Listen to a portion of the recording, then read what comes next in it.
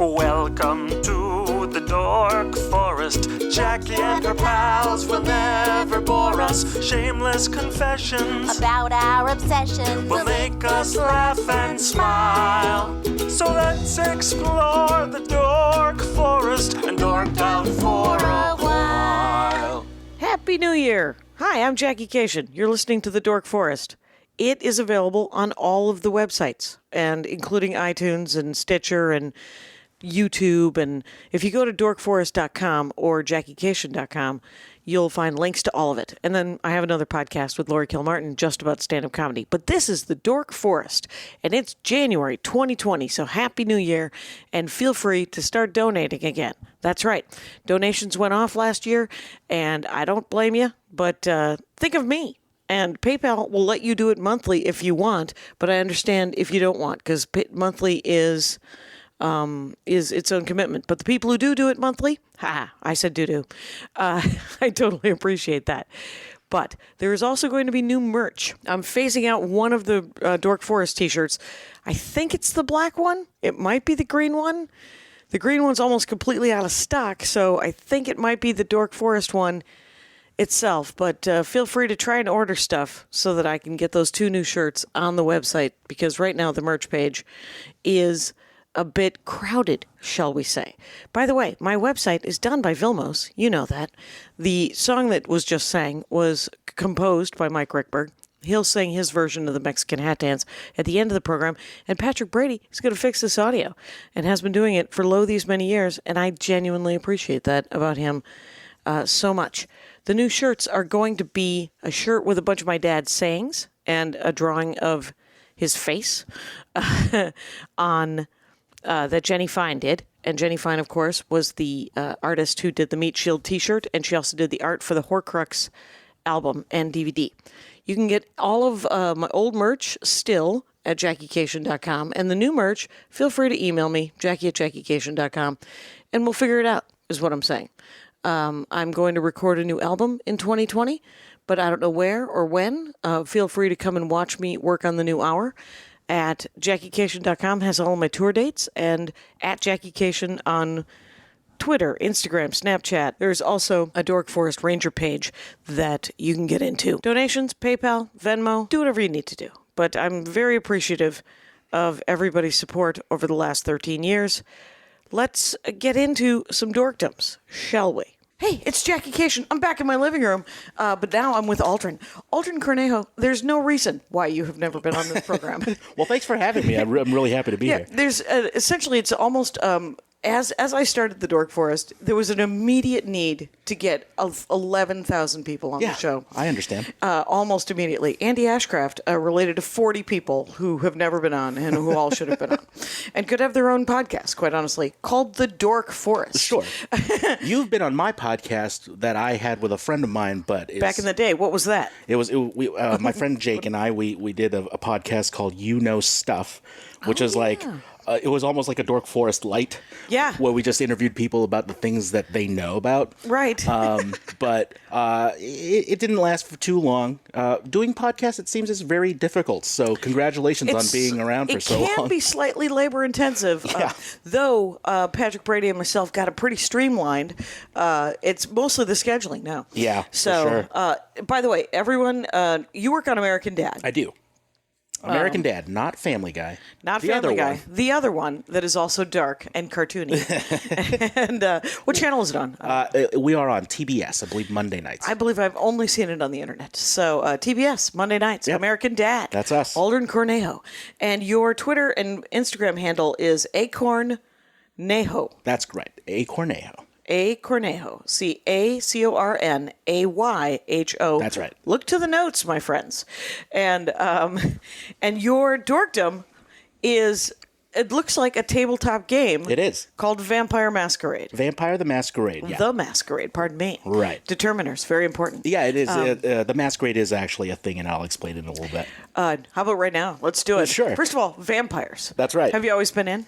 So it's strange. So Vampire the Masquerade is a tabletop role-playing game that came out in the 90s by White Wolf. Oh, it's one of the White Wolf ones. Right. So it's the world of darkness. There's a bunch of different things. There's like werewolves, mages, changelings, wraiths. Yes. Andy yeah. had a bunch of the books and sold them at our garage sale. Oh, no way. Yeah, because I was like, this house is small. Yeah.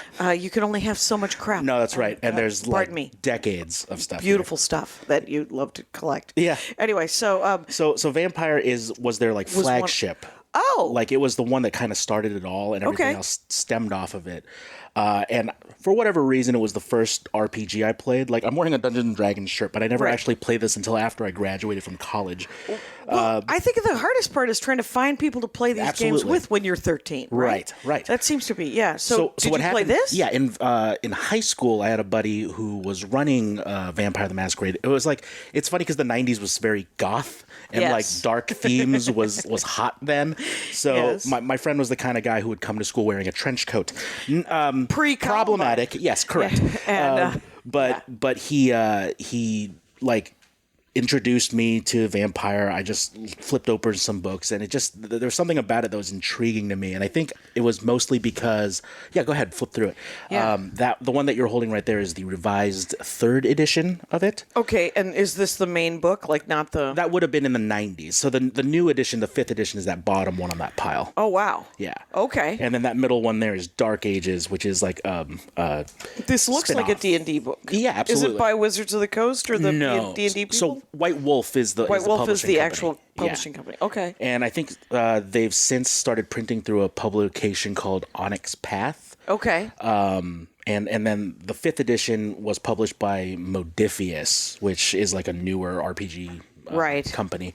So I think one of the reasons why I was so intrigued by it was, so I went to Catholic school my whole life. Okay. And a lot of Vampire, like at least within this lore, comes from Judeo-Christian mythology. That like the very... Yeah, I just turned to something that looked like it said the Shabbat. Yeah, But the it was- Sabbat. Sabbat is... So the Sabbat is a faction. Okay. There's so much about this. So the idea is that vampires stemmed from Cain, because Cain was the first murderer. He murdered his brother. Who can remember? Was it Abel? Was it Cain? Right. And now Well, Abel was the farmer. Abel was the farmer. No, I'm sorry. Cain was the farmer. Abel was he sacrificed a goat or a lamb or whatever. Okay. Yeah. So, and Cain was the first murderer? That's right. So, Okay. so the idea was that Adam was like, "All right, boys, you have to go and sacrifice to God because God likes that, and, Yeah. and you have to give the best of what you have." So Cain is a farmer, and he was like, "I got these like shoots. I've got my first corn, my very first harvest. This is Yeah. what I'm going to offer on the altar." Yeah. And then Abel like trots along his firstborn lamb, Yeah. and he puts that on the altar. Okay. And so Cain makes his sacrifice, and God's like, "Pfft, vegetables." And then Abel's like, he puts his lamb on there, and God's like, "Oh, amazing. This is the best thing I could ever ask for." Gross. And so Cain, out of jealousy, and like the next time they go to make an offering, Abel's like, "Hey, what's up? You didn't bring anything." And he's like, "You're right, I didn't." And he sacrifices Abel because that to him was the thing that he loved the most. So he sacrificed his own brother, and God was like, "What the hell?" Oh, wow. And so from then on, he gets cursed. And like it's even in the Bible where like, you know, Cain was marked with a mark so that no one else could like help him or whatever. Right. He was banished to the land of Nod, and then Cain suffers. Encounters Lilith, apparently, who teaches him how to survive Okay. as a thing. And I guess the curse is vampirism. He had to, like, he could only eat ashes and blood, and he could never see the light of day. Okay. And then from then on... And Lilith, of course, had to be either his sister, daughter, or... Actually, so Lilith in the lore was Adam's equal. Like, they were they equals. also- But because she was not subservient to Adam, she too was banished. So God made her just like she made Adam, supposedly? Correct. But because Adam couldn't tell her what to do because she was her own person, she got exiled, and then God made Eve instead. Oh. Yeah. Wow. It's just a 2.0 situation. Right. Interesting. I hate all of that. Uh-huh. So, Yeah. but that is hilarious that's where the lore Right. And so of vampirism comes from. like, okay, in so this case. what do you know about vampire lore? Because the game addresses pretty much all of it. Okay, so I've got There's I don't know anything about the sparkle vampires. Those guys. We ignore that. Right. That's after anyway. Right. Right. That's a Mormon's perspective of vampires. Oh my God, that's hilarious. Was Anne Rice a Mormon? No. What's her name? The one who wrote the Twilight series. The Twilight series. I forget. Stephanie Meyer? Oh, okay. Very possible. Sure. And then, yeah, because it wouldn't, remember, I don't know if you remember, it was a choice between reading the Twilight series or the Dragon Tattoo series. Oh, right. And I picked the Dragon Tattoo because I thought it would be less scary. Oh, boy. Incorrect. And terrifying. So, so what I know is like your Buffy, your Angel. And Buffy came out right around the time this was hot. So, okay. Parts of me also think that like Joss Whedon must have been playing this game, or the people who did would not True have been Blood. surprised. Right, exactly. It was very hot in the 90s. And in fact, Vampire the Masquerade had a very short-lived official television series produced by Aaron Spelling. Oh my gosh. And it was called Kindred the Embraced. Okay. Oh, I remember Kindred the Embraced because I love Charmed so much. Oh yeah. And for sure, all that stuff. It was very World of Darknessy. Like that I feel like Charms felt like the mage version of this of this White Wolf business. Exactly. Okay. But Kindred the Embrace, it was called that because vampires don't call themselves vampires. The PC word is kindred. Oh, they don't even get to use vampire for themselves? Well, they do, but it's not like cool to say. No, I bet you. It's derogatory. Right, a bit of a slur. Right, exactly. Yeah. And then they call themselves the kindred. Yes, and then the embrace is the act of creating a vampire. So in common lore, a vampire bites you, you die, you come back as a vampire. That's right. So the rules in this are, in order to become a vampire, you have to be completely drained of your blood, you die, and then the person who bit you feeds you a little bit of their own blood, which creates mystical transformation. Oh, that's kind of fascinating. So not everybody can become a vampire. Well, Gail Carriger, who writes these sort of vampire supernatural, they're young adult. They're actually like the Parasol. The one that I liked the best so far is about a girls' school that is being held in a dirigible that floats above London. A little steampunky. And it's super steampunky. Okay. A lot of bustles, a lot of tea cakes. Anyway, so there's but the vampires in that are like statesmen because they've been around so long. Yes. And they're super into drama and they're super into intrigue. Sure. And the werewolves are like pack people but she goes to the school to learn how to be a spy and use her parasol as a weapon. Yeah, that's anyway, interesting. It's adorable. Yeah, I have to ask you what that was again. That's around here somewhere. Cool. And but Gail Carriger, it's spelled like Carriger, but she's been in an episode of The Dork Forest. Nice. And it was she's a delight. I follow her on Instagram as well. But let's talk about you have opened up the dice here, and it looks like D10s? Yeah, so it's a completely D10 system. Okay, so 10-sided the way dice. So it still plays very much like Dungeons and Dragons. Back here, this is what the character sheet looks like. Okay. And it feels like a Scantron. Your skills are on a 1 through 5 system. Okay. And at the beginning of the game, you are given like an allotment of dots to put places. Okay. So at the top of it, you'll see that there's like mental, social, physical skills. Oh, yeah. And then so you'll get like 3 dots in one group, 5 dots in another, 7 in another. Okay. And basically, it's just like Yelp. A 1 is weak, 5 is great, 3 is about mediocre. Oh, interesting. And so just like Yelp. Yeah. So when the storyteller or the game master, as it is, tells you. Just like in D&D, if there's a chance of failure, you have to roll. Right. And so as the GM or the storyteller will say like, okay, did you want to try to bust open that door? Yep. Then we'll say that that's a physical feat of strength. So take how many dots of strength you have, and then we'll say that's brawl because you're using your body to do it. Right. And so you would look up your strength and you would look up your brawl, and however many dots there were in that, you would pick that many dice. So physical, you have strength, dexterity, stamina. If you have 3 dots in physical, you would take 3 dice. Correct. And then you would look down at this smaller chart, which has athletics, brawl, craft, drive, firearms, melee, larceny, stealth, survival, and it goes on like that, alphabetically. Good for them. Yeah. And so you would take that and you'd create a dice pool. However many dots you like have. if you is had how many dice you had. two pips in Brawl and 3 pips in Physical, Yeah. you take 5 dice. 5 dice. Okay. And then so you would try to hit a target number, which is usually 6. And so that would be pretty easy. Well, you would roll the dice, Yeah. and however many dice come up 6 or higher are your successes. So if you do like 1 success, you barely succeeded. If you did 3 successes, that's a success. Yep. And then anything above that is like extra. Okay. And so it's a very like loosey-goosey abstract system. So Yeah. it's not like in D&D, it's like roll a 17, you rolled a 16. You missed completely. This one's a little more forgiving because Right. it's about telling the story. It's not really about like killing the monsters and grabbing the treasure. Right. It's got more. You have to. I would imagine that whoever the DM or the storyteller is would have to be picked very carefully, just because. For sure. I mean, I think that's true in all tabletop games because if someone's running it that is a I don't know, just a button pushery kind of person, Right. They just want to kill you. A min-maxer. Yeah. And so my favorite, like I've played several different kinds of these tabletop Sure, games. Pathfinder, D&D. Right. I've played plenty of Pathfinder and D&D, and then also Champions. Oh, yeah. And then the hero system. And the hero system, right. And then the Hero Instant, which is Andy created Right. on the interweb. I remember beta testing that. Yeah, there you go. That's fun. And and so, and it was interesting watching the different people run the games.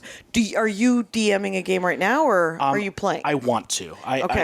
Again, like you said, it takes a lot of work and a lot of planning, and also trying to schedule adults to come meet for anything is very difficult. Right. Let alone up to 5. We're playing Eberron. We're playing 3.5. Awesome. Oh, cool. Eberron, a D&D system. Yeah. The dark noir version of Dungeons right, and and Dragons. it's a bit of a mess because Andy doesn't like, and he's the DM, is he doesn't like psionics. So he has created sort of a separate alternate to make up for that in the game system. Sure. And so, but we've been playing this game for almost 14 years. Wow. And so we're guts.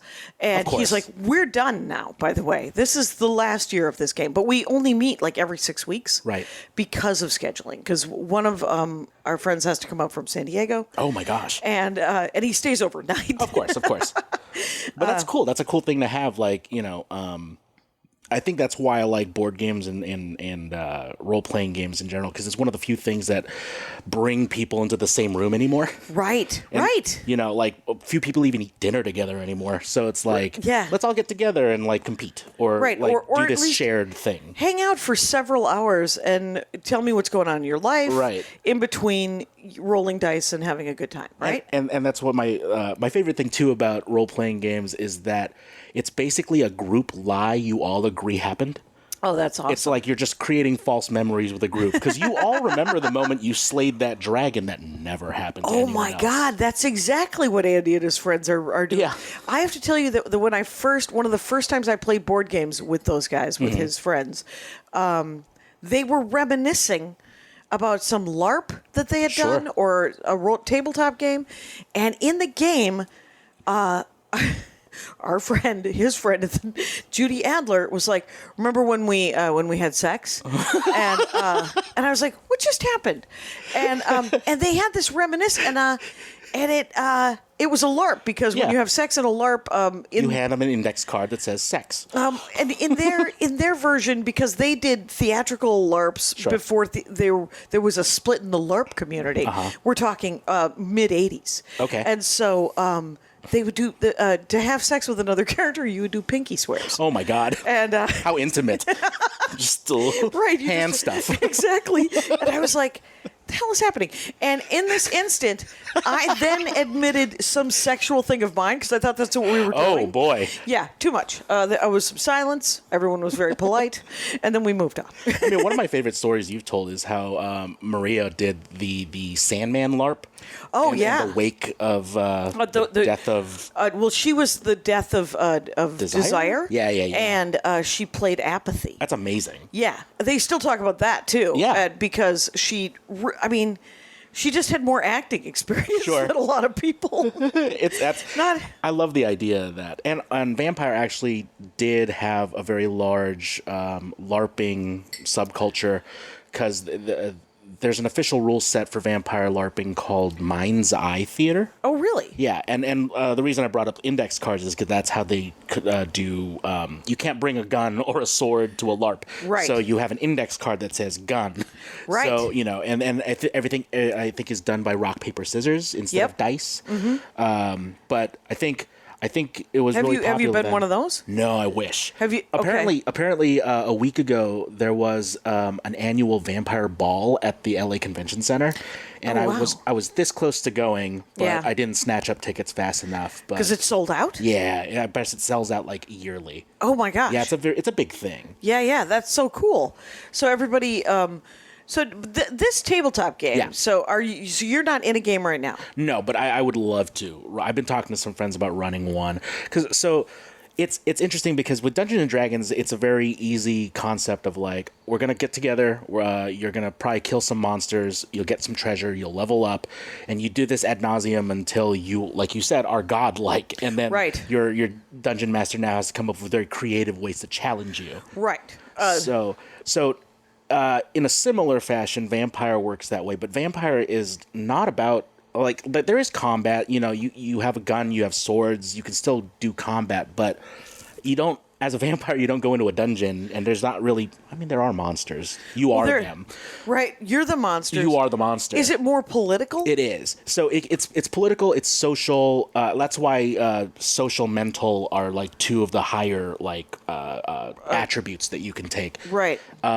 Because when you're a vampire, you live forever unless you go to the sun or someone kills you by taking your head off or whatever. Okay, is that how they're killed in this game? You have to take their Yes. heads off? Taking your head off will kill you, fire will kill you, sunlight will kill you. Those are like the three main ways to die as a vampire. Okay. Everything else just puts you in a coma called torpor. Okay. And then the stake through the heart thing. Yeah.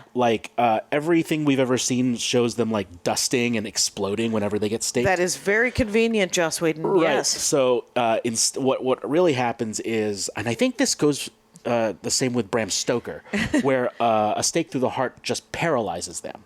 Ah. And so what some vampires will do will stake an enemy and then leave them out in the sun. Oh, okay. Or you stake an enemy, you cut off their head. But Right. staking is only meant to paralyze them. It's step one Right. of the two. Have you ever seen, at Halloween, I did the Chinese vampire ghost episode. And so have you ever seen any Chinese vampire movies? No. It turns out, and I watched one on Halloween Day because the woman who was the Dork Forest, and I can't remember her name. Remember her dorkdom, Claire Isabel. And she's a comic. It might be Mary Bouquet. Anyway, but she, so she was like, they're on YouTube.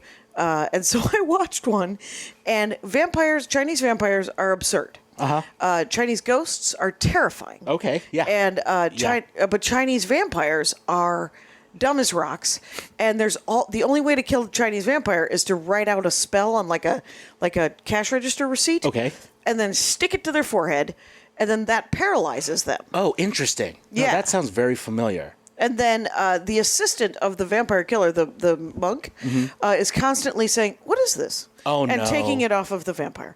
And the vampires move in this Of sort course. of sachet kind of tiny step, and they're weaving, and then the tiny steps, and the people being attacked by vampires and the people fighting the vampires are usually super hilariously dumb. Sure. And then the vampire is dumb until the last maybe 8 minutes of the movie, when the vampire becomes very terrifying, and then they defeat him. But because they keep half defeating him, Right. and then somebody takes the spell off of his face. Pratfalls always. Yes. Anyway, but Well, in the Philippines, we have a very similar kind of like monster. It's called the Manananggal. Okay. Which is it's not a vampire per se, but it's just as terrifying. Okay. But by day, they usually masquerade as a nurse or some innocent looking woman. Yes. And then in the evening, their upper torso separates from their lower torso, and they grow these bat-like wings, and they fly around looking for usually pregnant women so that they can use their long proboscis tongues to suck out the fetuses. And then the idea is the only way to kill a Manananggal is you got to find their bottom torso and salt it so that they can't come back to it. Oh. Yeah. I freaking love that story. Whatever that is. Yeah. I'll tell you how to spell it later. The Manananggal. That is outstanding. Yeah. And it's funny too because Vampire the Masquerade They was around for so long that they did so many different things. Like they explored the mummies, they explored zombies, and then they came out with an Eastern monsters set of books called Kindred of the East, and the Asian shapeshifters called the Henjiokai. So they try to cover a lot of ground of like the mystical and stuff. Well, that's because each of these books is like $60. Yeah. And you're like, we need 4 more of them. Right. And we need a monster manual. What's happening in a country in the middle of Africa? Yeah. What's happening in the middle of Australia? And actually, that's interesting because so I told Andy back in January I ran a one shot of Werewolf the Apocalypse, and Werewolf is more based on like werewolves who are basically Earth's protectors. It's like Captain Planet, but like werewolves. Oh, okay. So the werewolves are actually kind of the heroes, while vampires are more of the villains. Right. Still monsters, all of them. Right. But are there people? Yeah, oh yeah, there's humans. Okay. So mortal because vampires need to eat. Okay. Right. So in the game that I ran, the werewolf. In Werewolf, because it all takes place in modern day. The World of Darkness is basically our world, but just a little darker. Okay. So like, think Buffy, think Underworld. It's that, but it takes place here. They have iPhones, they have like YouTube. Okay. And so basically, I set the werewolf story that I was doing like shortly after the giant brush fires that LA had last year. Oh, right. And basically I was seeding that it was started by the vampires because the vampires wanted, they can't be out in the daytime. So they had their little ghoul minions set these brush fires to like basically flush out the werewolves and get rid of them. And okay. And so, and Werewolf is very like environmentally, like their whole story is that the earth is dying and someone has to fight for it. Right. And it's never been more relevant than today. Right. And so I think there is a 5th edition of Werewolf coming out next year from the same company that did this because this got popular. Okay. And so I think they're trying to reboot and this is the whole back series. as far as popular-wise? Yeah. Like, I think the reason this is coming back now, there is, I want to say back in like 2000 or something, this had a video game on PC called Vampire the Masquerade Bloodlines, and it was very popular. I remember that. But I didn't have a PC, so I didn't really get to play it. Yep. But by the end of this year, the sequel will finally come out about 17 years later. Wow. And it's going to be on PlayStation. It's going to be on Xbox. It'll be on all the platforms? Yeah. Okay. And it's all integrating this lore. Like, so Vampire the Masquerade had just like decades of lore. And like I said, it was like from, Bible times, through Rome, through the Dark Ages. Right. It has all of history to go through. It can be. And you can set the game in any time or age you want. Yeah, and most take place in the modern era. Right. What are the tasks of the vampires in if you're the DM? Like you have to give them something to do. Right. Everyone makes their own character. Right. Are there different kinds of vampires? Yes. So there are classes 13 clans of vampires. Clans. Okay. Yes. So instead of classes and races, because you start your life as a human, and then you basically in your background you're like, what were you like when you were human? Were you just like an accountant? Okay. Were you a bounty hunter? Like what did you do in your regular life? Okay. Why did you get turned? Who turned you? Right. And then like how old are you really? Like when were you turned? In the 1900s? In the 1800s? Were you 12 or were you 40? Exactly. And that can happen. Like, you saw Interview with the Vampire. Poor Kirsten Dunst. So what happens is that there are 13 clans. There are 3 factions of vampires. Okay. So there's the main one is called the Camarilla, and they're technically the good guys. They're not. All vampires are evil. Okay. They eat people. Like, you can't be good if you do that. Right. And actually part of the pathos of this game is that you are a monster. You do have to kind of kill people to survive. Right. So how do you hang on to what you have left of your humanity night by night if this is true? Okay. And so the game master has to come up with like scenarios where you are constantly faced with a choice of like, do I allow my humanity to go down? Do I continue to try to be a good person while living this paradox of a life? Right. Or unlife, rather. Is there any way to not kill people to eat? You could do what Angel does and drink from blood bags. Yeah. But that's like the equivalent of having high preservative diets all the time. Like you can eat from animals, but then that's gross. They even call the ones that eat animals vegans as a derogatory term. That is very funny. But because basically it's also the only way for vampires to experience any kind of emotion because they're dead. Okay. Like they're dead. They don't breathe. They don't eat. They can't eat. If they try to eat, it will have to come back up because none of their organs work. Oh, right. It's all function from the weird magic of the blood. Right. But drinking blood is this weird euphoric like sensation for both of them. Like, okay. Basically the reason why you can feed off of people is that they don't know what's happening. Okay. Like they kind of go into this bliss state. Yeah. And then you can lick the wound away. You don't have to kill a person to drink from their blood. Okay. I mean, you can leave them alive? Yeah, you can. And they're going to be real bad. Oh, yeah? Because, a couple pints of blood less, right? You're not going to... It's going to take some time for a person to recover. Right. But if you go donate blood... True. Yeah. It's like that, but like maybe 3 or 4 times as bad. It's just slightly too much blood. Yeah, you're going to be anemic for a little bit. Okay, that Camarilla that I described. Yeah. Basically, in the Dark Ages, all vampires had to come up with this system of like hiding themselves because that's when the Inquisition came up. And the Inquisition was like, we got to hunt these motherfuckers. Right, we got to get these vampires. Yeah, vampires, werewolves, anything, sorcerers. Yeah. Basically, we have to protect humanity from these others. Who does that comic book? The BPRD? Oh, sure. Yeah. Mike Mignola. Is it Mike Mignola? Uh-huh. Because he's got a vampire hunter in it. And it's all set sort of right around World War One. Sure.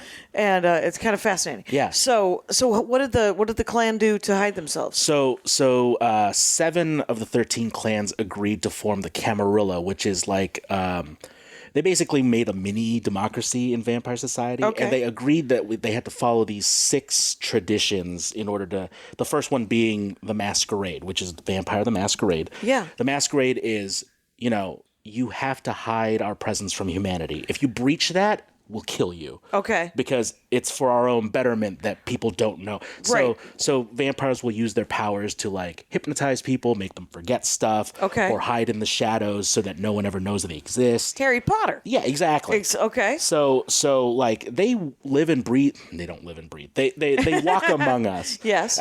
Like in the modern nights, a lot of them like run nightclubs because it's a good way to hunt. These people are all drunk and don't really know what's going on. Right.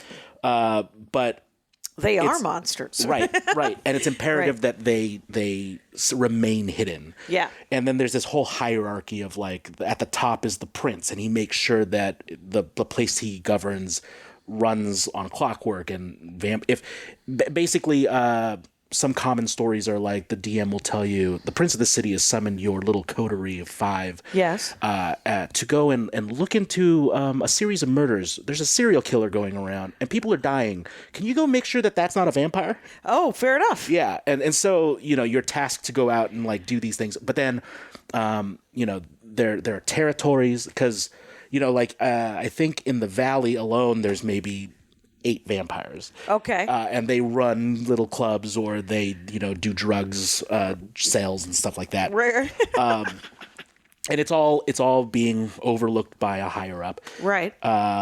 So those 7 clans on the Camarilla are the Ventru, the Toreador, the Bruja, the Malkavian, the Nosferatu, the Gangrel, and the Tremere. Just one Armenian. All right. Which one was that? The one with the IAN. It's Oh, wait, which one? Oh, Malkavian. Yeah, the Malkavians. The Malkavians are the insane vampires. Are they insane? Yeah. So they basically each of the clans kind of represents a little of like.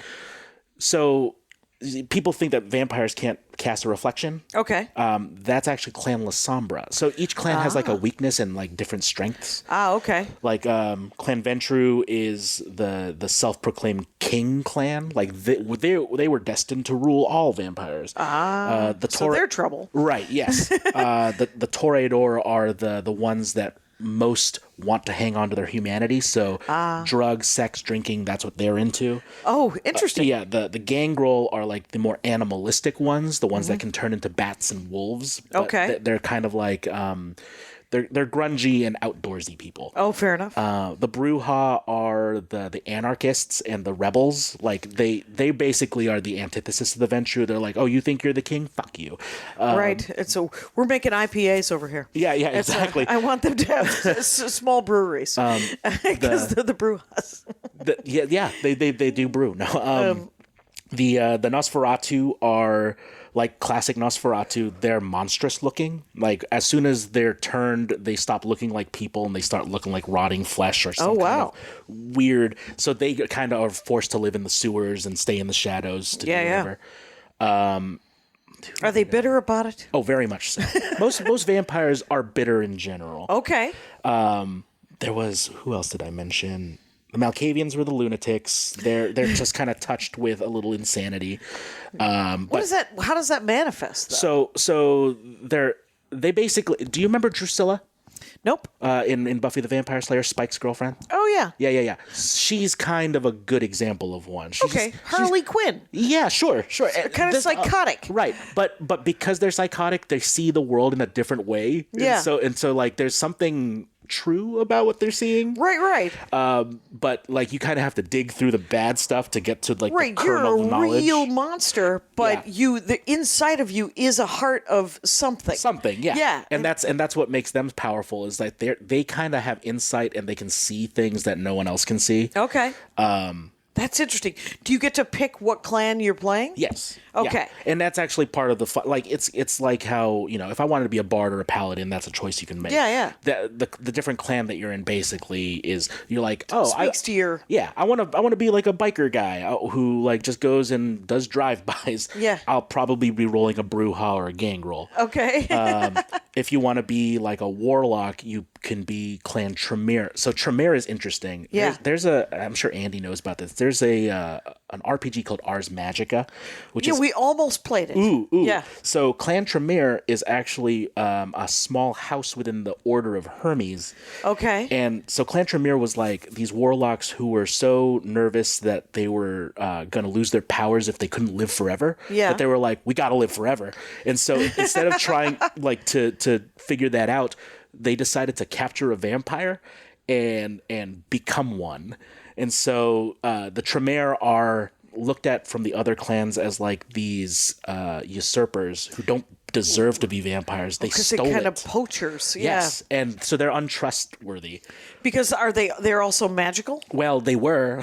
So it turns out if you were a warlock and you become a vampire, everything that's made you special as a warlock is destroyed. And now weird. So like if Harry Potter became a vampire, he'd lose all that magic. Right. And there's nothing more depressing than a warlock who's lost his magic. Right.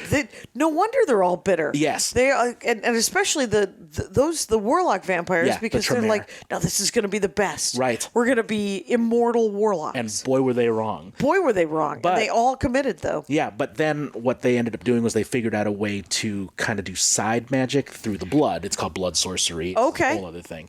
And so, so are they the only ones who can do it? Theoretically, yes. Mm-hmm. So if you encounter a vampire who can do blood sorcery that it's not a Tremere, something's up. So and usually Tremere will hunt those vampires down. So vampires have a thing called diablerie. Okay. Which is typically of course they do diablerie. Yeah. What a great word. They typically they feed off of humans. That's the way they sustain themselves. But it's possible to go and feed off of a vampire, which is a big no-no. Oh, right. Is politically, you don't do that. Right. It just isn't done. Right. Especially because what you can do is if you find a vampire that's older than you generationally and drink their blood and kill them, you basically absorb the essence of them. And now you are that generation. So like if you were the Are vampires. they like dragons where the older they get, the more powerful they are? Yes. Okay. So the closer you are to Cain would be the first generation. Yeah. He made a second generation. That generation made the antediluvians, called such because they survived the Noah flood. Nice. And then those antediluvians, there were 13 of them. Those were the ones that started the clans. Okay. Then there's fourth generation, which are called Methuselahs, then fifth, sixth, seventh, eighth. In the modern era, we're at the 13th generation of vampires. Wow. And then there's 14th, 15th, and 16th. And that is the sign of thin-bloodedness, which is a vampire prophecy. So the oldest vampires are paranoid about prophecies. Yeah. Because they've lived long enough to see weird shit happen. Right. And so when there's signs of the end times, Yeah. which vampires called Gehenna, Okay. one of the signs is the Thin Bloods, which it's a generation of vampires who are so far removed from Cain that they can no longer make other vampires. Oh. And that is a sign that the world's about to end. Interesting. So a lot of common stories are vampires hunting those. Okay. You know, trying to flush them out because they're a threat of some kind.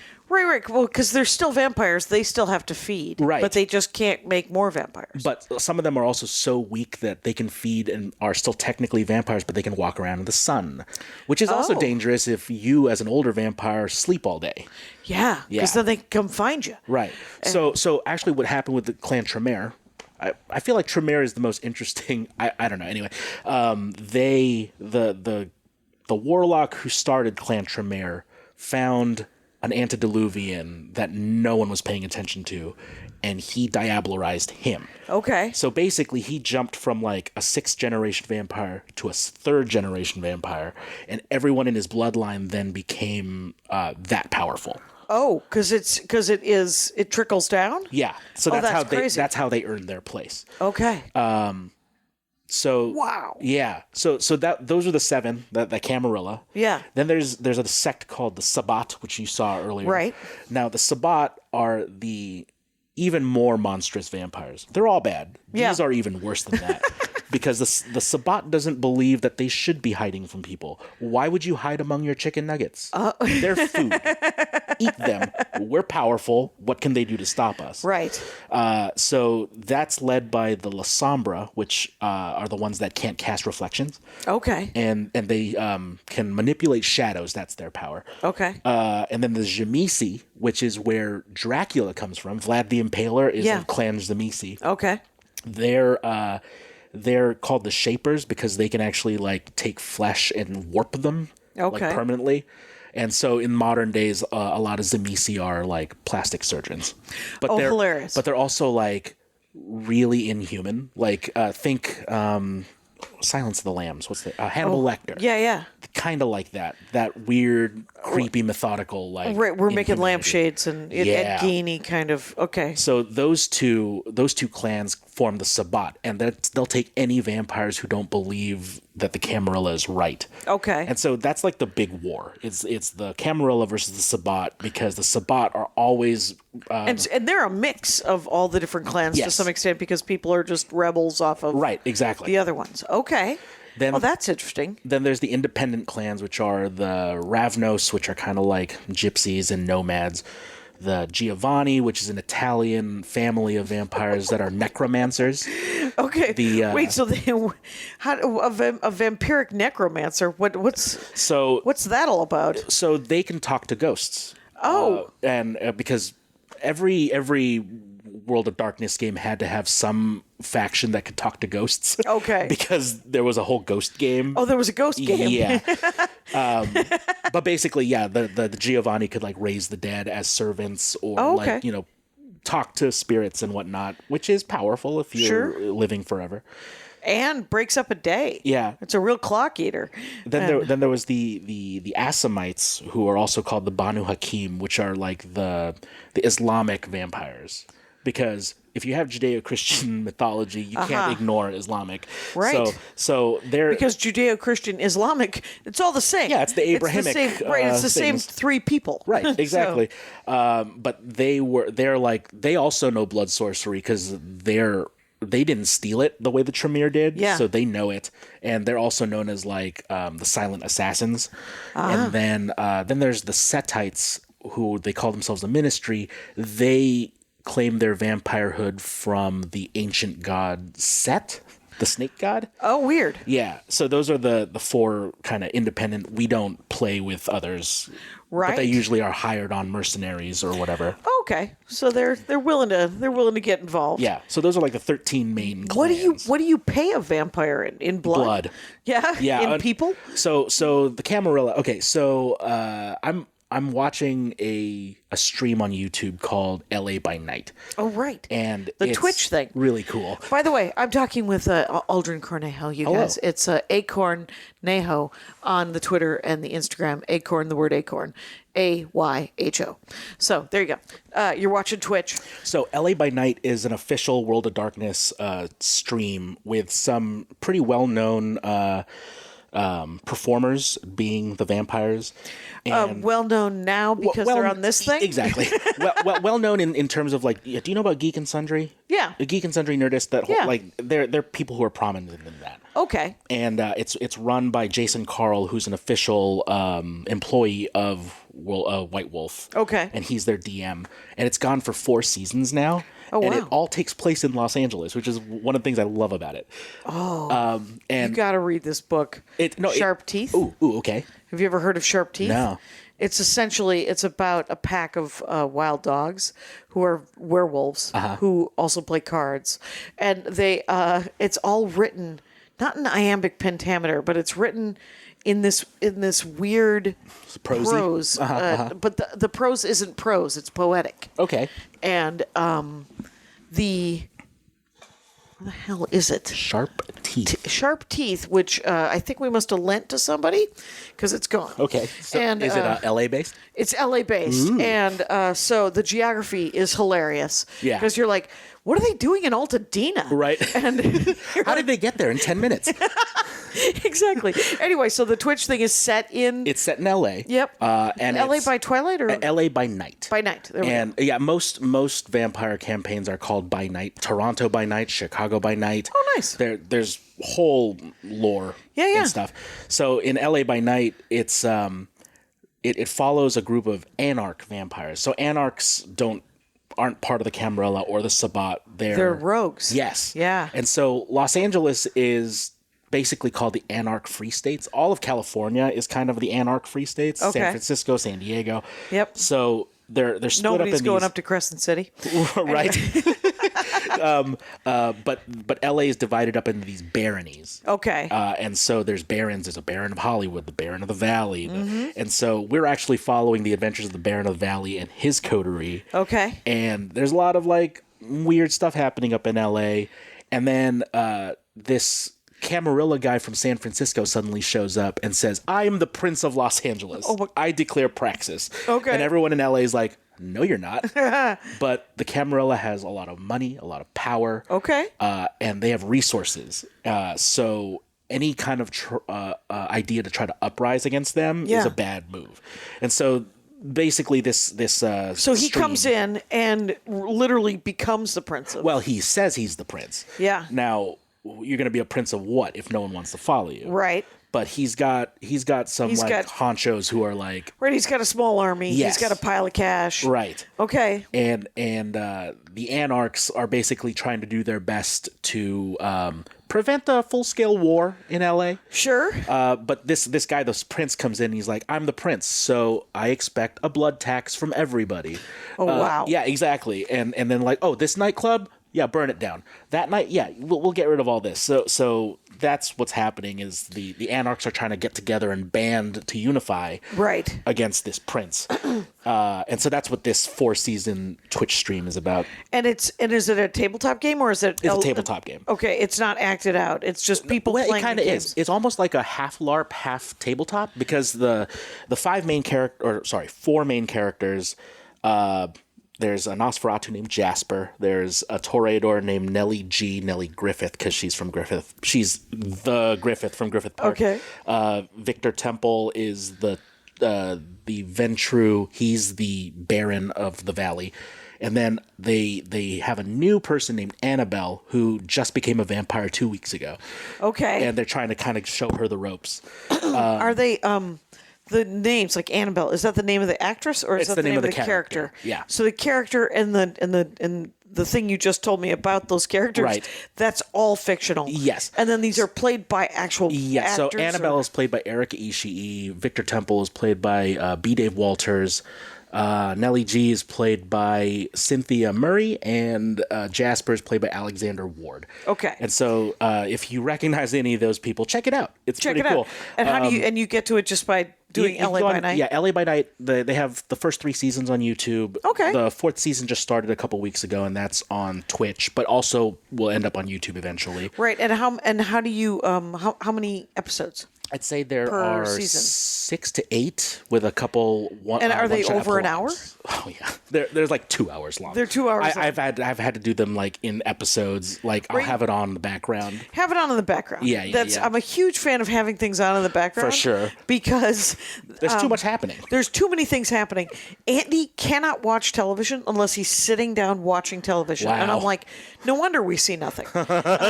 Because we're behind on everything. Because I would like, well, let's just put Discovery on. Yeah. It'll go into the next episode. Right. I will have gotten my emails done.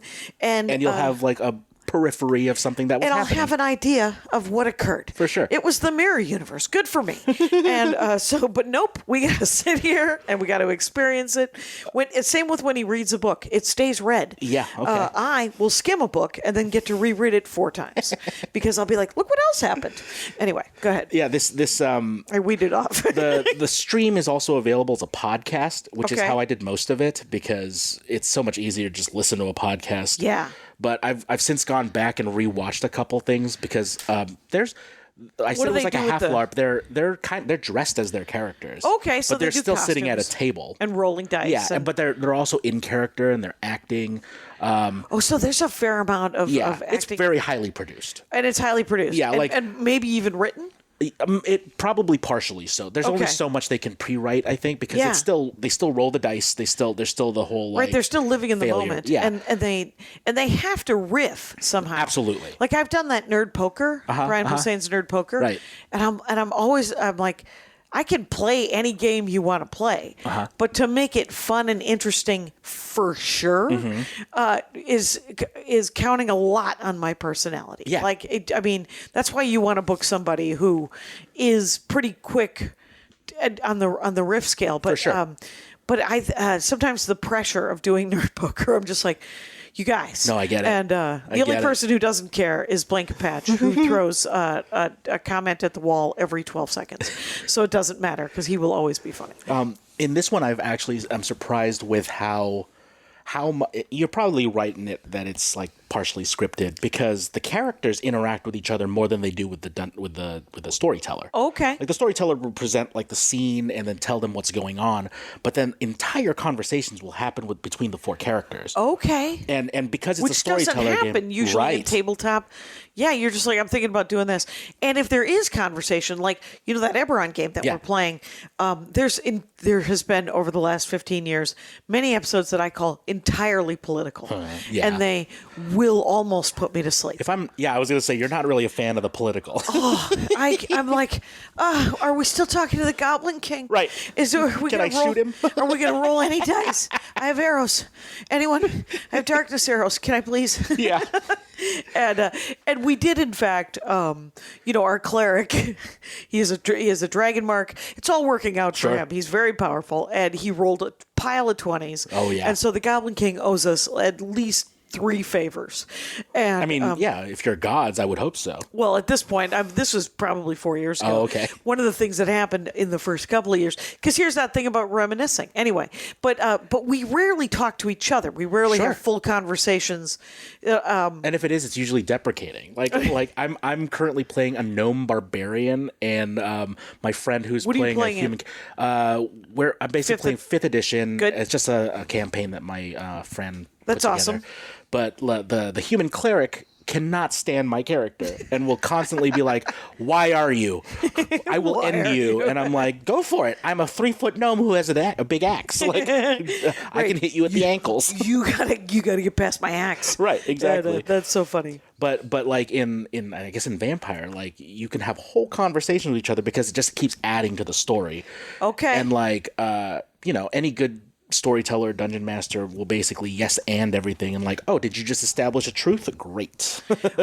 and noted. Yeah, exactly. Yeah. If I wish I could show you, Andy has 3-ring binders of recaps of all of Eberron. Ooh. And for the last 15 years, right? Wow. And so Isn't that incredible? yeah, it really is. I was like, make the movie. right, make the movie, write the book. I mean, it's clearly what Name of the Wind is. For sure. Because that's, speaking of min-maxing your character, Yeah. it turns out that guy is the best bard ever. And the best magician, and the best ranger, Yep. and the best thief, and these, I do like the way they treat magic in that book, though, because it's like science, where Okay. it's like give and take. You're like, oh, did you want to burn that house down? Well, you're going to have to get cold somewhere else. right? Yeah. That's a very Doctor Strange kind of thing that's happening in the comics right now, is that all magic has a cost. Yeah. And so for a while... As above, so below. And he brought like a beastie from another dimension to eat all of his costs. Like a snail in an aquarium? Yep, and it's been in the basement for a long time. And Oh, wow, that's interesting. and guess what happens? Nothing good. Nothing good. It turns out he gets out. And then there's trouble. There's all kinds of terribles, as my grandmother would say. He's causing terribles in the world. That's funny because, so World of Darkness has a series called Mage of the Ascension. Okay. And it borrows heavily on the consequence of doing magic. Changing reality in some way has to affect you. Right. Like that whole 3x3, cost effect. It's called paradox. Okay. And so if you do something to alter reality, like if you strike lightning out of nowhere, Yeah. at some point reality's going to punch you back and you don't know when. Right. Then that makes, and the thing is, it almost makes it makes sense Yeah, to some of course. extent, right? Because of reaction and Right. action and reaction and But like the way the world works is it can just store itself until it's ready to hit you back. So you might explode in lightning at some point, and so you just kind of have to worry about that. Right. That'll cut into your sleep. That's interesting that Doctor Strange is doing that. I'm excited for whatever this new Doctor Strange movie is because it's supposed to be like a horror movie. Right. I'm hoping that there's part of me. Did you see the New Mutants? I've seen the trailer 7 years ago, and hopefully it will come out this year. Right. Hopefully one day it will indeed come out, because Like that Maisie looks Williams is not a child anymore. Oh shit! Arya has grown up, and she's way older than she is in that movie. Oh, damn it! Did they shoot it like 5 years ago? I think so. Yeah. Did and then Marvel they did do it? reshoots. I think it's like a Fox before Disney. I don't know. That's the politics looks of like when movies come out is so weird. Well, but the thing is Marvel tends to be more linear, Right. Like because of their team, or the machine that cranks those things out, seems to have streamlined it quite nicely. Much like me and Patrick Brady, you guys, we're making the Dork Forest happen. Yeah, very well oiled. Well-oiled machine. So so we have like 5 minutes left, and I am, of course, talking with Aldrin Cornejo, and it's Acorn Aho. Acornayho As me. on the thing. So, Vampire Masquerade. What was your favorite? Do you have a favorite time you played, or? Well, the first time I played, I rolled a Toreador, and because they're the artists, and so I was like, well, I'll play myself essentially, and I got to run a nightclub. I don't even vaguely remember all the things that happened. Sure. I think there was like a mission where we had to save a child. Turned out the child was an ancient vampire. And then because if you're made a vampire when you're 7, that's you forever. You are 7. Yeah, I found out very recently that nothing vampires creepier can't be than- tattooed. Oh. Because so every morning or every night when you wake up from your sleep, your body reverts back to the moment you died. So if you didn't have any tattoos when you died, you'll hold on to the tattoo for the evening. Right. But in the morning, all of that It's ink will like a henna. bleed away. Yeah, exactly. That's kind of fun. It's unpermanent. I can finally get my Nightwolf tattoo from Mortal Kombat. And you can put it wherever you want. Put it wherever I want. Every day. Every day. Moves around. Face tattoo. Night Wolf. Night Wolf. Whoosh. And then I just green tomahawk. That's Yay, right. Fun. But yeah, I mean, I would love to run Vampire again. I have some friends that I think are interested, but then now I got to do the homework and like, put a story together. Right. And like, yeah, I think I want to. I mean, I have a breadth of knowledge about all the stuff. Right. You've got, and so do you just, now these are 3 books. Are they the only vampire books that are? Oh, there's so many other books. So many books. But this, I brought these 2 because they're like the older ones from the original edition. And what I would be running would be this one. Which is the 5th edition. They've streamlined it more. So these dice, there's red and black dice. And the way the system works now is when you do something as a vampire, you have to check the blood, basically rouse it and see if you get hungrier. Oh, okay. And so your dice pool is made up of hunger dice, which are the red ones. Yep. And how risk of them. Exactly. Yeah. So the more hungry you get, if you don't drink blood, you just keep getting these red dice. And if they the more red dice you have, the more bad things can happen. Okay. Because you know how like you can fumble in D&D. Yeah. You can roll a 1. You roll a 1 and then you're like, and then double check that. Yeah. How bad was the 1? And then you run another 1 and you're like, oh, you just stabbed yourself in the foot. Yes. Well played. So that's basically what the red dice are. Okay. Are the 1 dice. So if they can go one of 2 ways. They can either crit, which is good, but if it's a crit on the red dice, it's the beast comes out of you. So it's not you who crit, it was the beast. So you might end up with like a pile of bloody bodies. Right. You didn't mean to. Because you didn't mean to, you just lost control of everything. Or you can also fail on them like fumbling in D&D and things will just go bad. So all of a sudden you have a stake in the heart and you can't move. Yes. Yeah. So there's a balance in the system now where you know you can. I don't want to hunt for people. I want to just not eat people. I want to be good. Yeah. But that can backfire. If you just keep getting hungrier, you might not even be able to be played anymore. Right. And they just added red. This is the new edition. system. In the old system, it was more of like a magic meter. It was called a blood pool. Okay. And so you had 10 boxes, and every time you wanted to do one of your little magical powers, you'd cross off a box. Okay. And then if you drink blood, you'd get that box back. So it was kind of like it was almost like a video game. Right. Yeah, but I like this system better because it's like just abstract of like risk. You're just like, I mean, I could get hungrier. Like, what are the chances something bad will happen? Oh, pretty good. Pretty good. Yeah. Turns out I rolled poorly. And so, are you doing that thing that a lot of Andy's friends will do with the D&D books? Well, they'll just read the books. Oh yeah, I look at charts and just kind of. Yeah, I own way too many books for games I'll never play. Right. I just love a system. You love a system. Yeah. You love to read about the character creation or about the backstory. I mean, you have a very comprehensive. Yeah. That was awesome, Thank by you. the way. And so just sitting around, you're just like, well, I'm going to read a chapter. Yeah. I'm going to read a couple pages. Yeah. Okay, the books are also kind of structured in a way where it's like a slice of life. Like it'll be articles of like what's happening, and you're like, oh, that's interesting. They wrote it. There's a thing called Beckett's Jihad Diary. Okay. Because they use the term jihad. It's problematic because it's an inner turmoil kind of scenario. Oh, okay. And so it feels super sensitive. Anyway, there was a card game called Jihad that they had to change the name of based on this. Okay. You can see why.